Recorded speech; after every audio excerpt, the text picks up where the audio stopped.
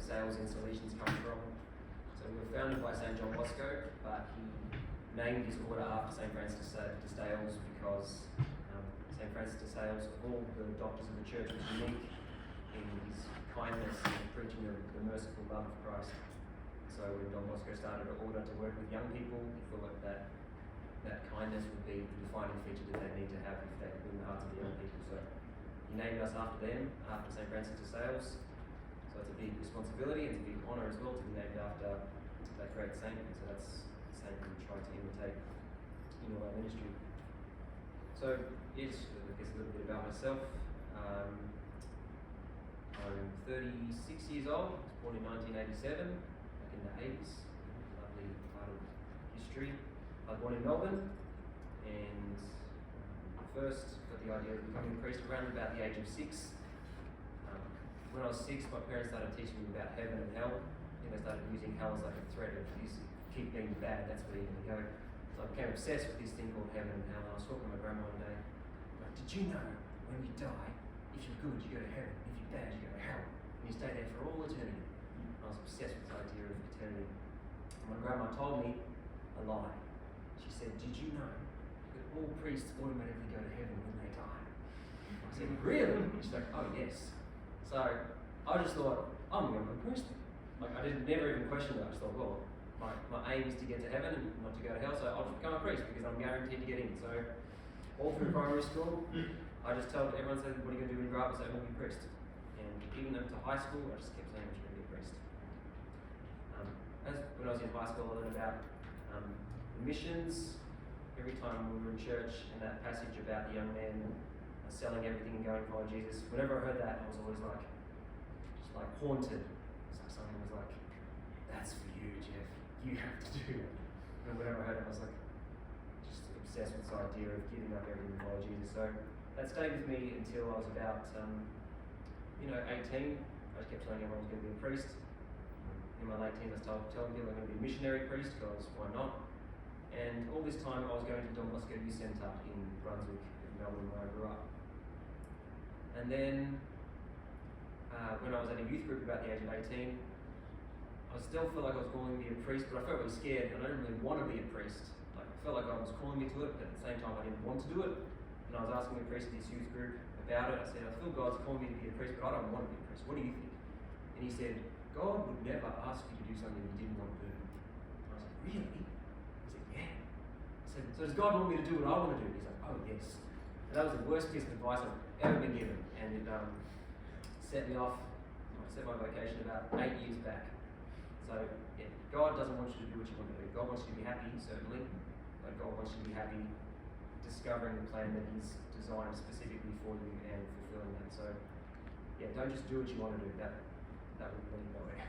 Anyway, so I tried to do what I wanted to do, which was at that time I thought I wanted to be a rock star, because I like music and I like playing in bands. I was in bands in high school. I wanted to make a living out of this. So I went and studied music after high school, and then from high school I got a job playing keyboards in a rock band. I was in Australia's most successful 80s tribute show.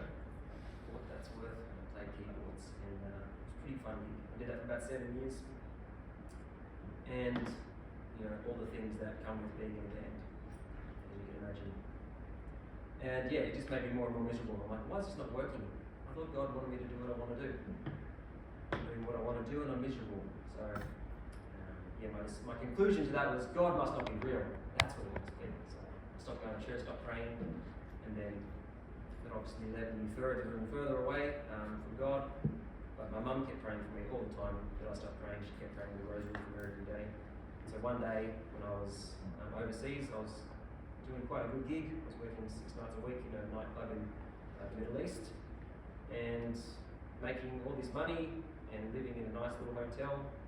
And I was just so miserable, and God just showed me where the path of my life was leading to. And it was just going to basically lead to me going to hell. And I was like, oh, that? He's like, well, you got to come back to church then. So I did. I started going back to church and realizing that God had a plan for me. So I said, God, I realized that you actually did have a plan for me. You didn't just want me to go off and do what I wanted.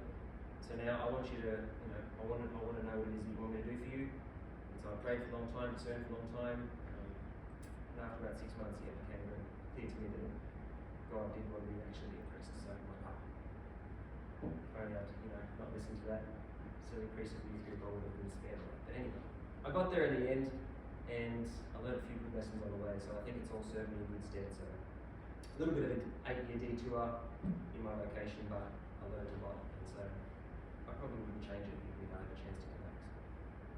So why Don Bosco? At this time when I was discerning my vocation, I was again really drawn to the idea of mission, just the idea of taking the faith to people who'd never heard it before. I was particularly drawn to it. At this time when I was discerning, I was also waiting for a gig in China, and I got a gig in a hotel that hadn't even been built yet. That's how industrious the Chinese are. So they'd hired this band to work in this hotel. The hotel wasn't built. They said, wait for us to build it, it would take 6 months, and then you can come and play in the hotel. So I was waiting and waiting and waiting. While I was just discerning, I was thinking, how would I get my sacraments in China? Because, I'm in this country, and I thought, if I was a priest, I could do my own sacraments. I could just do it in my hotel and no one would know. And I thought I could be self-sufficient. And then I just thought about being a priest in China, and more I thought about that, I thought, what a life that would be. I just became so excited about this idea of being a priest in a foreign land. So I started thinking about it. At the same time, I was volunteering at the Don Bosco Youth Camp in Melbourne. It's like a holiday camp down at the beach they run for underprivileged kids. So I was working there, as I've been for the past 10 years. And I was thinking about all these things, and I was talking to one of the brothers there. And he goes, did you know the Salesians are a missionary order? I said, are they? And then the kind of penny dropped, because I've been going to Don Bosco Youth Centre since I was a little boy. I've been volunteering for this holiday camp with the Salesians all my adult life. And then it just made sense that God wanted me to join the Salesians. So yeah, I called him up pretty much the next day and said, I want to be a Salesian. And I did, and that was back in 2013, and I was ordained just last year. So it's been a good journey, and flew very fast. Great life. So a little bit about Don Bosco. Don Bosco is a super saint. Like in the history of the saints, there's like saints, and then there's saints. Pope Bernadette XVI, when he was writing his first encyclical, God is Love, he spoke about how God is love and how God acts throughout the world, and he singled out 12 saints in the history of the entire history of the church. He said, just for example, these saints serve as perfect examples of God's love. So it starts with Martin of Tours, 4th century. Saint Anthony, we're getting already up there, we're starting with pretty high caliber. Francis of Assisi, Ignatius of Loyola, these are giants, John of God, Camillus de Lillis, Vincent de Paul, Louis de Marillac, Giuseppe Cotolengo, John Bosco. Yeah, John Bosco, makes sense. Luigi Bodione and Mother Teresa.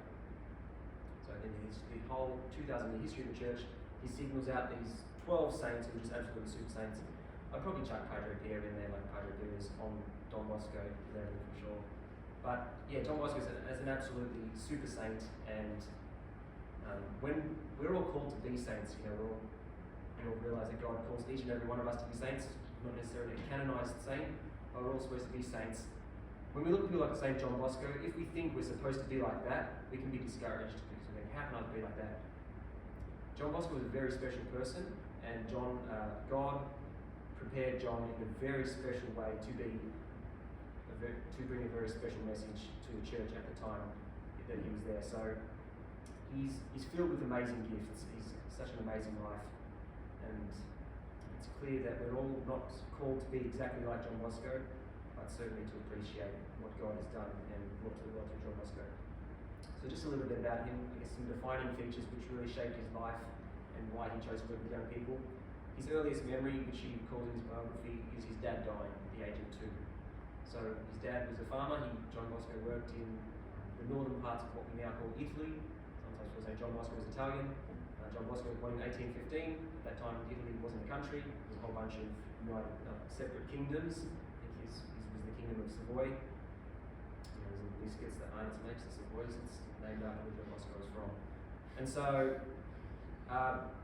so he didn't speak Italian. He spoke his native dialect, which is irrecognisable from Italian today. But he was a farmer, and one day his dad was working on the farm, came home one day covered in sweat, as you do, working on the farm, went down into the cellar to grab a bottle of wine, caught a chill, and died the next day from pneumonia. As people did that day, they just died of pneumonia in the 1800s. People did.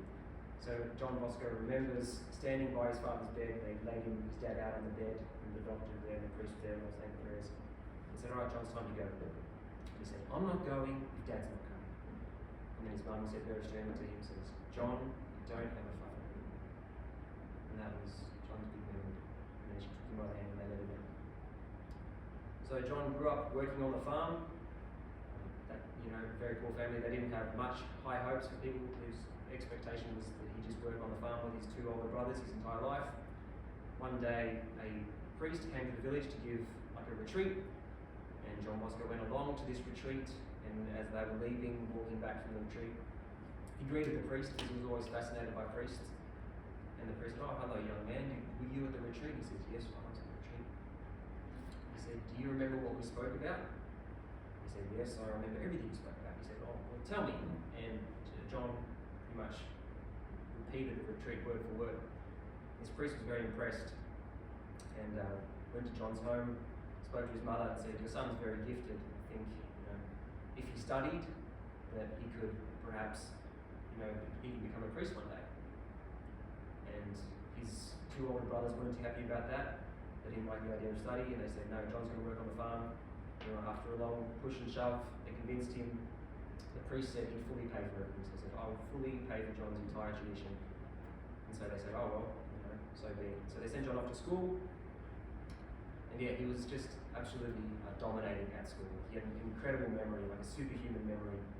One instance which comes to mind, just an example of this. One day he was in class, in the Latin class, studying Latin back then as they did, and the teacher said, "John, read from page 10 of the textbook."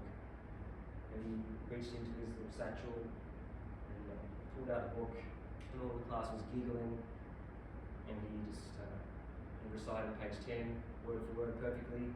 And at the end of the page, and the reading, the entire class just burst out cheering and laughing. And the teacher was like, "Why is everyone laughing? Give me that book." And grabbed the book. It was actually a blank notebook. John had forgotten his Latin book at home. So he just grabbed whatever book was in there, but he'd memorised the entire book by heart, word for word, at the age of 10.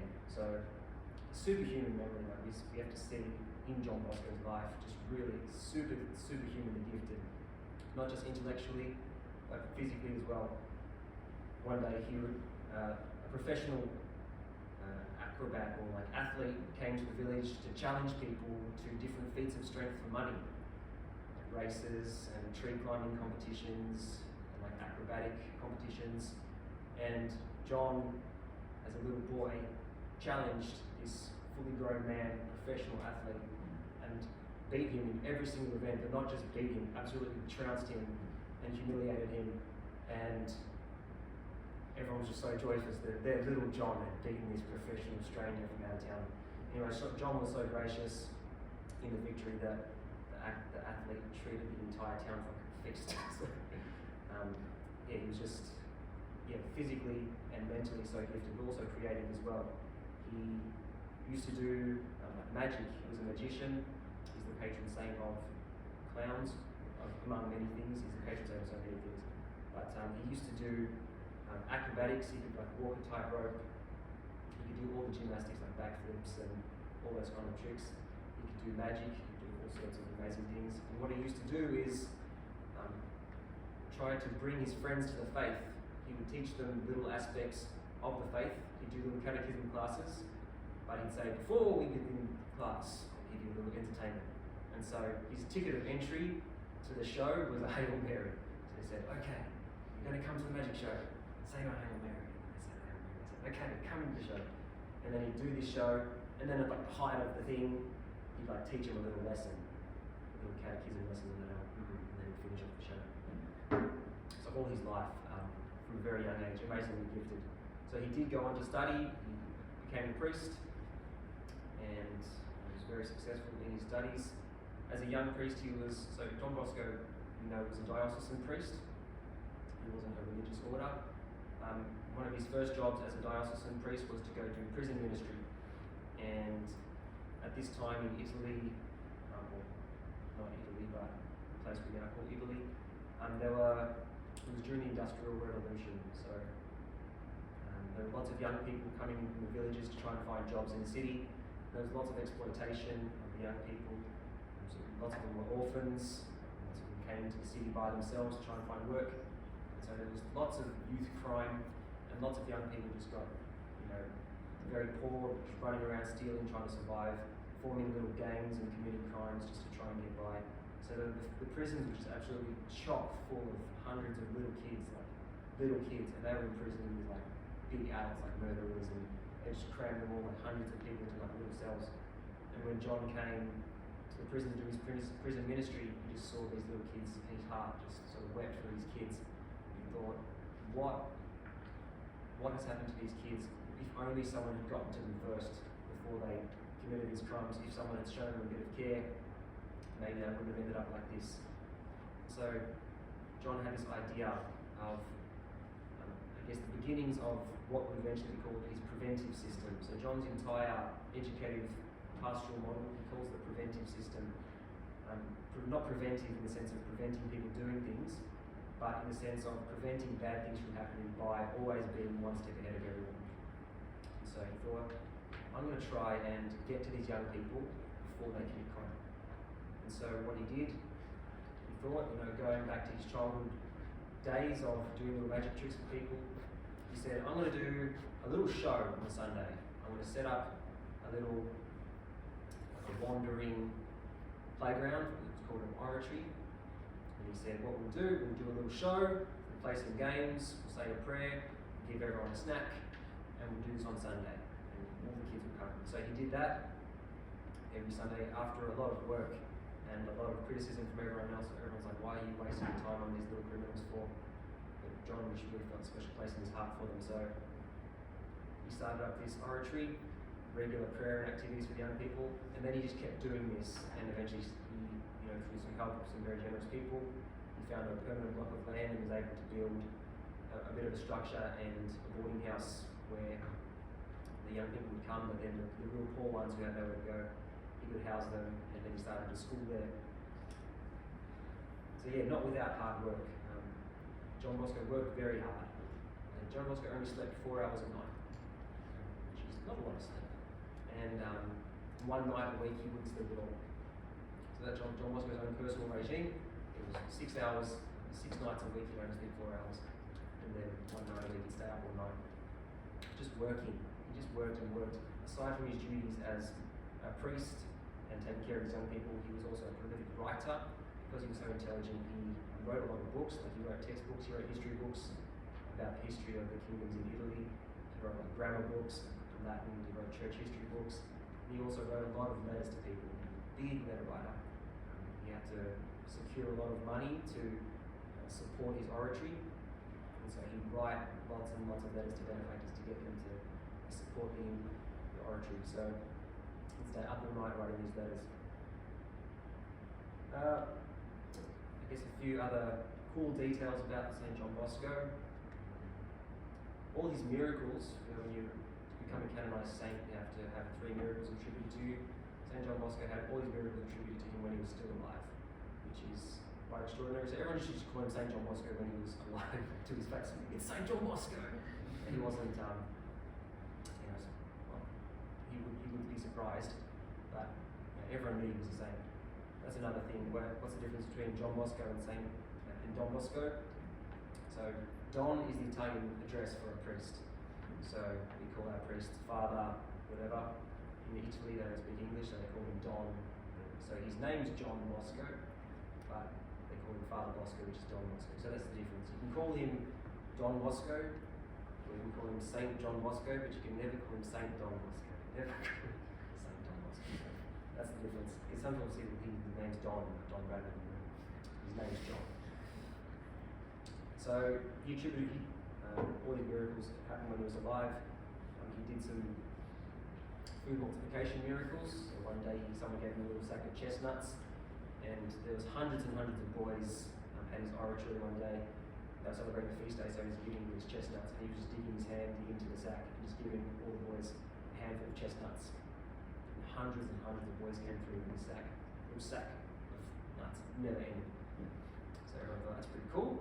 And one day he was in church and someone gave him a little basket of bread. So give this to your boys. Again, he gave every boy a loaf of bread. Hundreds and hundreds of boys came through and gave them all a loaf. And by the end, the basket was still full. The young girl came to visit him who was blind. He put his hand on her and she could see again.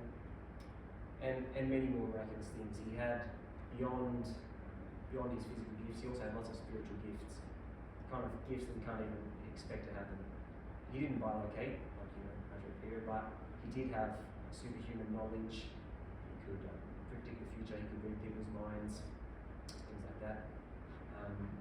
Some interesting things he used to do at the oratory.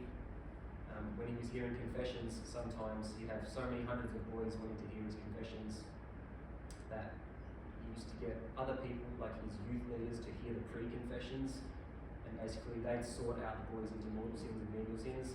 So they'd listen to confession and say, okay, you got to go to Don Bosco for absolution. And if they didn't need absolution, he'd just send them away. So he filtered them out. It's kind of a creative way of getting sacraments administered. Another cool thing, because Don Bosco was so instrumental in liberating young people, he used to visit them in their workplaces and talk to their employees, because a lot of the time these young people were being ripped off and had no working conditions, and it was quite common in that days for young kids to just die. They'd fall off scaffolding, or a bucket would fall on their head, or they'd fall down a hole. The kids would just die every day, and that's just the way it was. So John Bosco used to go to their workplaces and talk to their employees and make sure their conditions were safe and they were getting paid enough. So he made a lot of political enemies, and a number of times people tried to assassinate John Bosco. And each of the times where these assassins would come and kill him, out of nowhere, this magical dog would show up.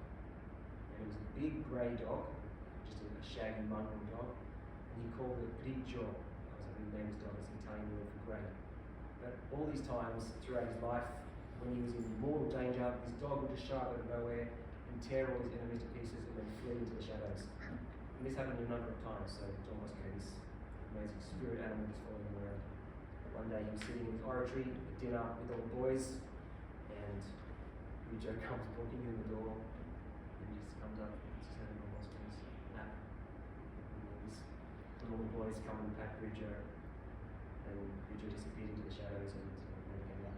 But Bridger never aged. He showed up over the space of years and years and years. He was always the same, he never changed.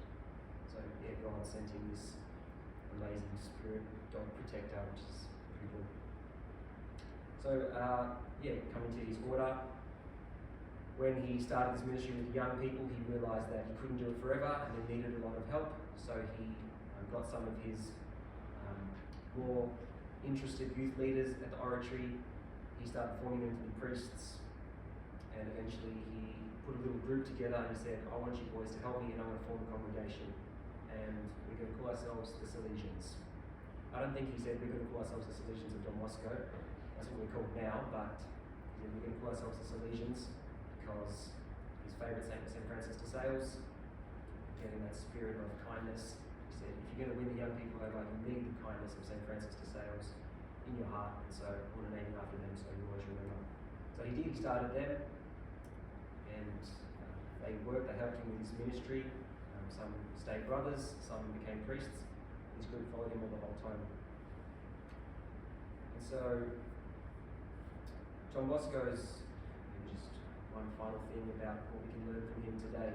So based upon the theology, I guess, of St. Francis de Sales, he came up with this thing called the preventive system, which is resting on 3 pillars of the faith which St. Francis was championing of. So it's reason, religion, and kindness. They're the 3 pillars of a system. So reason, firstly, John Bosco says that everything, our faith should always be reasonable. You should always have good understanding of your faith and be able to address any question that people ask you about your faith. St. Francis de Sales was very big on that. He was an intellectual giant, and again, he converted, he spoke with so many people, like he would debate, he'd have big debates with like the brightest minds of his day, but then he'd also just converse with the simplest people. And to everyone, he would just explain the faith in a perfect way. He used a lot of analogies. St. Francis de Sales is famous for his analogies, just like Jesus, based on real world things that everyone knows about, just simple things in nature. So there's reason, religion. St. Francis de Sales was big proponent of the universal call to holiness. So he was big in the 16th century when he mainly worked. At that time, people generally had this idea that priests and religious were called to be saints, and everyone else was just called to not go to hell. And if you were called to be a priest or religious, then you had to be holy, and everyone else just had to do their best. St. Francis de Sales insisted that everyone, no matter their saving life, could be a saint. He was very big on that, and anytime you hear about the universal call to holiness, I mention St. Francis de Sales.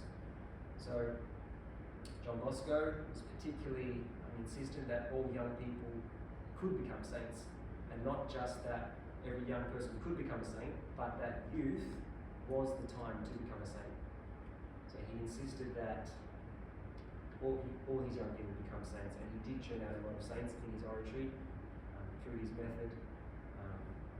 Produced lots of great saints. St. Thomas Savio is probably his most famous student. Yeah, there were many more saints that we don't know about. John Bosco produced too. But yeah, the idea of youth holiness, John Bosco was a big advocate for that. And his method for that was, for young people becoming saints, he said, the number one key is just to be happy. And again, that was quite revolutionary for his time. Faith was a very serious thing, and everyone took their faith so seriously. John Bosco said, faith should be a happy thing. So he said, if you're happy, you're holy. And then the other thing was, he said, we just do our duties, our ordinary duties extraordinarily well. John Bosco didn't make up all these things, he gleaned them from people like St. Francis de Sales, but he put them all together in this little package. So he said to young people, just do your ordinary duties extraordinarily well, and entrust your life to Mary. So he was big on those three things. He told the young people to take Mary as their spiritual mother, and always have the young people praying the rosary and participating in devotions to Our Lady. He was also very big on the title of Mary Help of Christians. So the title of Mary Help of Christians wasn't one of the best known titles in John Bosco's time. John Bosco was a big fan of it, and so he really promoted Mary under that title. Probably most likely why we have Mary Help of Christians as our patron of Australia now. So the Irish Bishops' Conference, which picked her as the patron in the 1850s, would most likely have met John Bosco when they were over in that part of the world, meeting the Pope. John Bosco was a very good friends with the Pope. And so they would have met John Bosco and learned about this devotion to Our Lady of the Christians. So when they came to Australia and decided to entrust our country to her, John Bosco probably had some in that. And finally, this idea of loving kindness. So John Bosco insisted that kindness was the only way to win people over. Francis de Sales, he converted, among other things, he converted thousands and thousands of Muslims to Christianity, and everyone attributed his conversions to not his intelligence, which he was extremely intelligent, but to his kindness. So some people say, I think St. Francis says, when trying to converse with people of other faiths, he said, you can win the debate and lose their soul.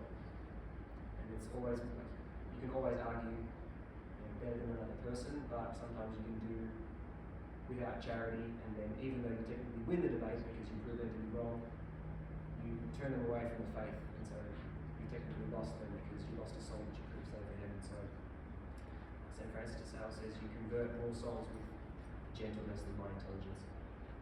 So that was what John Bosco has given to us. It's our inheritance, it's this idea of kindness and religion, insisting that young people can be saints, and trying to make everything reasonable, and making the faith intelligible to people in all stages. Jesus says, the young people should be able to understand the faith. John Bosco is a big advocate of that too, that young people should be able to understand the faith. We should be able to present it to them in the way they understand. So that might be enough about St. John Bosco. Maybe anyone has a question or comment about John Bosco. Yes, Ryan. Was that which pope was that? That was it Pius the Ninth? It was a Pius. Okay. It was Pius the Ninth alive around like 1860. I think so. Yeah. I think so. He actually established that feast of Our Lady Help of Christians, I think. I think so. After Napoleon. I don't know. Yeah. After Napoleon sort of Kidnapped him. Kidnapped him. Yeah, I think that's particularly where John Bosco's love for that title came in. The Pope said, if you free me from Napoleon, then I will make a feast day in honour of you under that title. So.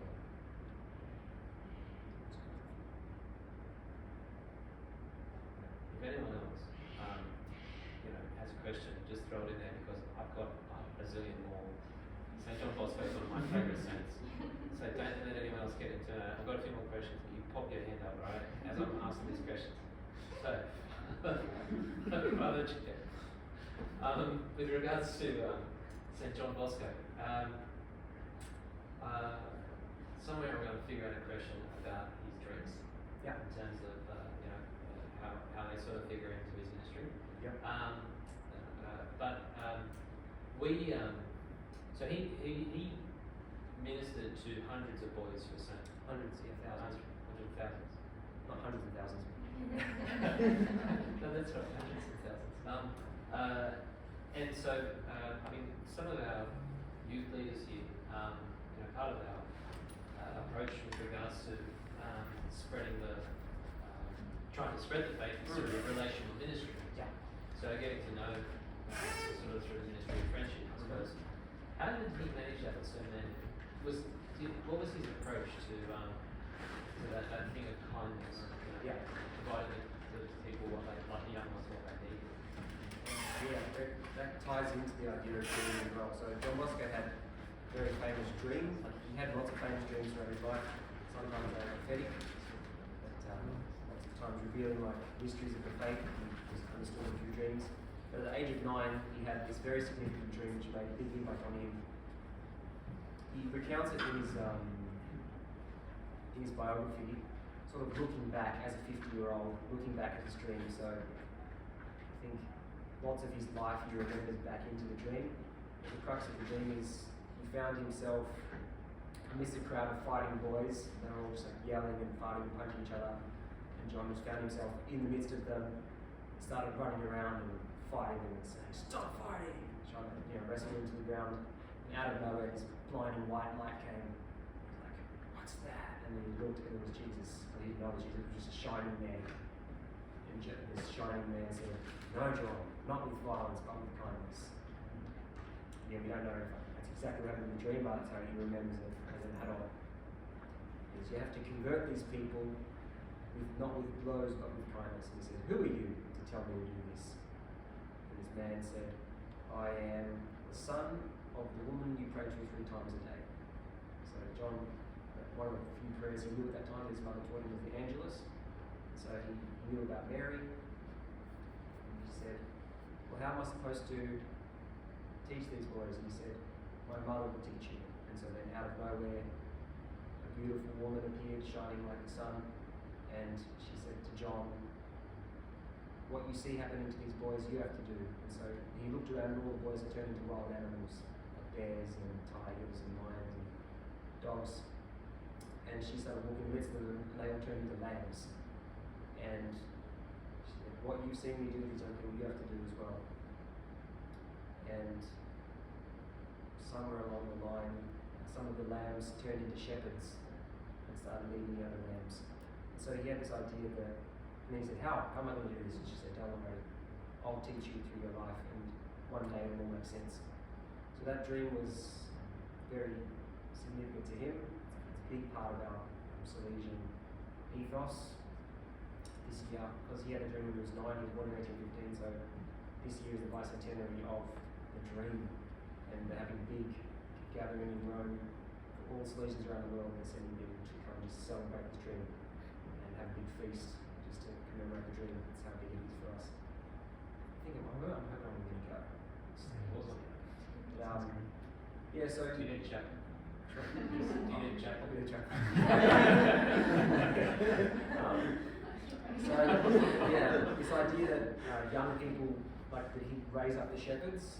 So his big thing was that within the group of boys, he said there were saints, there were mediocre kids, and then there were naughty kids. And his idea was that he would give particular formation to the really good ones, and then they in turn would be the formation for their boys, for their friends. He only worked with boys, so every time we talk about just boys. But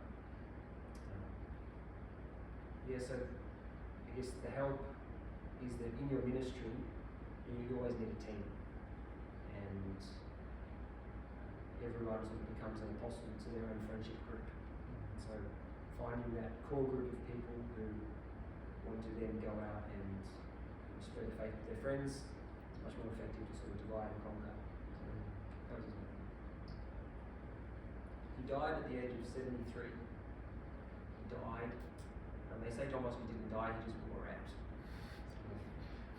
One day he worked so hard, so one day he just went to bed, never got up again, and yeah, they said he just had nothing left in the tank. He was actually a very short person. Isn't that history? John Bosco. I think he was 5 foot. Is that short? Yeah, like Yeah. 1 Yeah. 4 foot 10, eh? Yeah, yeah. Maximum height for a wolf. Well, you're about the same height as John Bosco. I've seen like a life-size statue of John Bosco.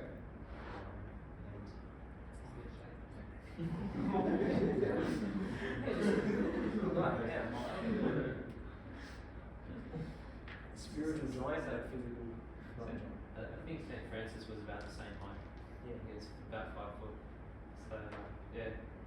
Little bodies, big hearts. That's right.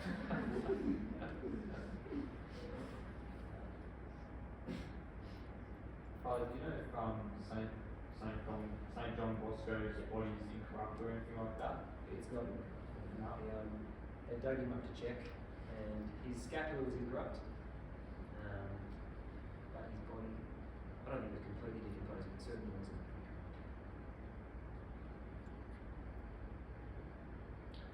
So, 70, does that make it 1880?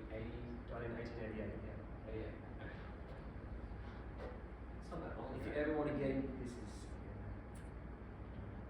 you ever want to get into like any Salesian house anywhere in the world with like a passcode, it's probably either 1888 or 1815.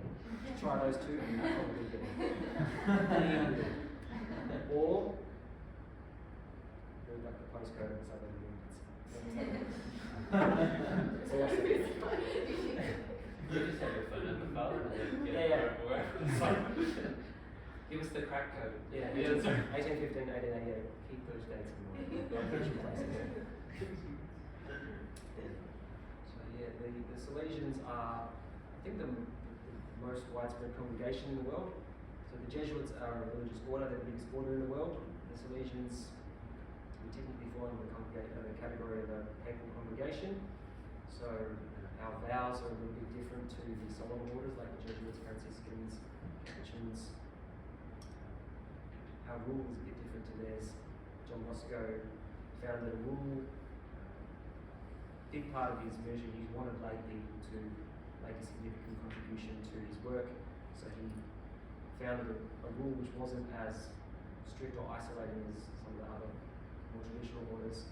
So we're classified as a congregation, and we're in 133 countries around the world, and I think we're the biggest congregation in the world. And certainly it all started from this amazing man. And when we look back now at what the Salesians, how far they spread in the world, and the work they continue to do, it's pretty clear that God was forming a very unique person in the person of St. John Bosco to be the herald of that mission.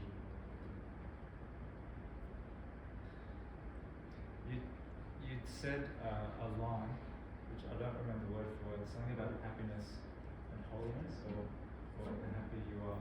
Yeah. Well, can you repeat that line again for me?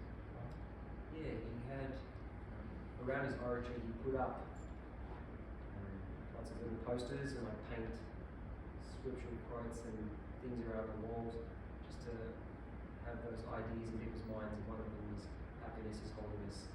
This idea was that if you are, like not that being happy will make you holy, but if you're holy, you should be happy.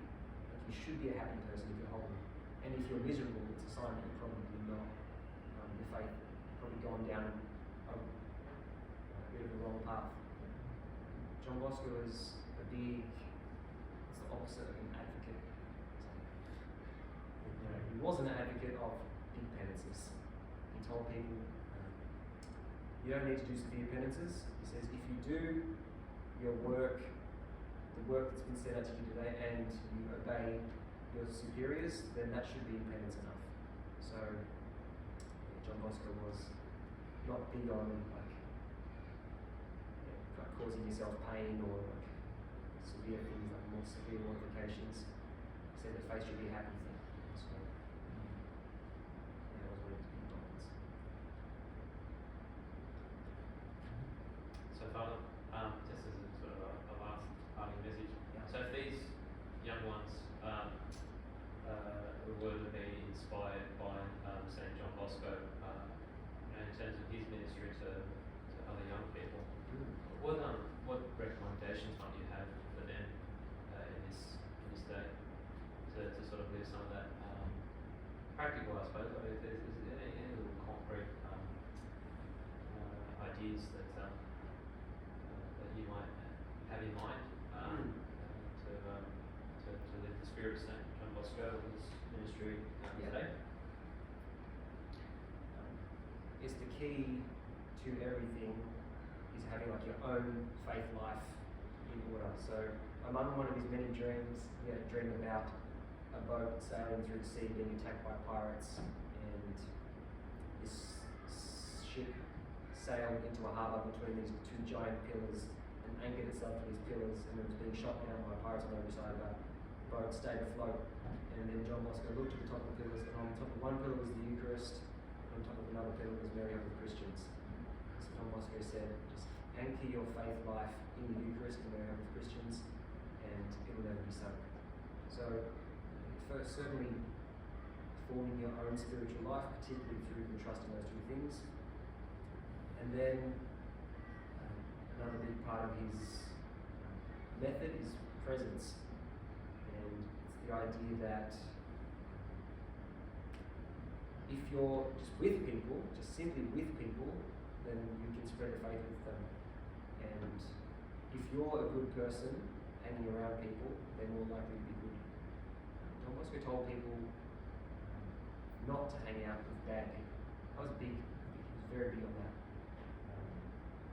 He said you shouldn't have friends who make you sin, and you shouldn't hang out with people who make you do things that your parents wouldn't want to know. You wouldn't want your parents to know you were doing.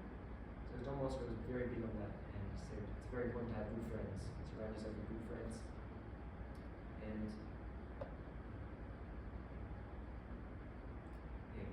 help other people just by spending time with them. And try to make faith like not fun, like sometimes it can be tacky if you try to make faith too fun, but adapt the faith to your audience. So faith should be appreciated too. And try and make the faith something that your audience will appreciate. If they're young people, make it something that's joyful, not in a cheesy way. That's the test is the balance of the cheese and A wholesome amount of cheese. wholesome amount of cheese.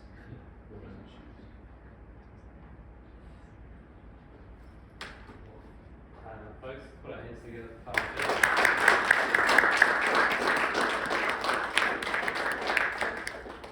Jeff, we really appreciate. I didn't know that today was a special feast day for your order. So we one of the biggest, St. Francis de Sales. So we really appreciate, in hindsight, the sacrifices you made on this big feast day to come and. I thought that's why you invited me on this day. St. Francis de Sales, yeah, I sort of must have lined it up. There we go. But yeah, we really, really appreciate it. It's definitely brought the festivity of this feast to our little home here at St. Bernadette. So, but we know what the sacrifice of it must have cost. So, thank you again. Thanks for having me. And don't know about the rest of you guys. Has anyone here heard of St. John Bosco before? Almost everyone. Okay. All right. Well, I've loved him longer. All right. From the moment I was a novice, like from 20 years ago when I first started this, started with the community here. I was reading was it 40 dreams? 40 dreams, yeah. Is it literally? There's No. 40 dreams in the book. Yeah. Okay. 40 dreams. He had hundreds of dreams. Hundreds of dreams. Okay. So St. John Bosco. It's wonderful to have you here, fresh after being ordained, and having all of this information about this great saint fresh in your mind, so that I could ask all of these questions. I mean, so that we could ask all of these questions. You can ask questions later if you want. Okay, lovely. Father, I hope that you might sort of stick around to join us for a bit of dinner, Absolutely. and I hope everyone else might feel comfortable enough to sort of join us for a bit of dinner as well. But we might just, would it be okay, Father, if you led us in grace and then gave us a blessing? Yep. In the name of the Father, and Son, and Holy Spirit. Heavenly Father, thank you for this evening, for this opportunity together to celebrate this feast, one of your great saints. We pray that intercession of St. John Bosco, St. Francis de Sales, and Mary of the Christians, we may ever grow in that spirit of love which wins hearts for you. We ask that you bless this food, bless our fellowship, bless the friendships we have here, and may they be lasting sources of strength and consolation in this journey to become saints. Ask you to bless this food, bless all those gathered here, in Jesus' name. Amen. Thank you, Father. God bless you.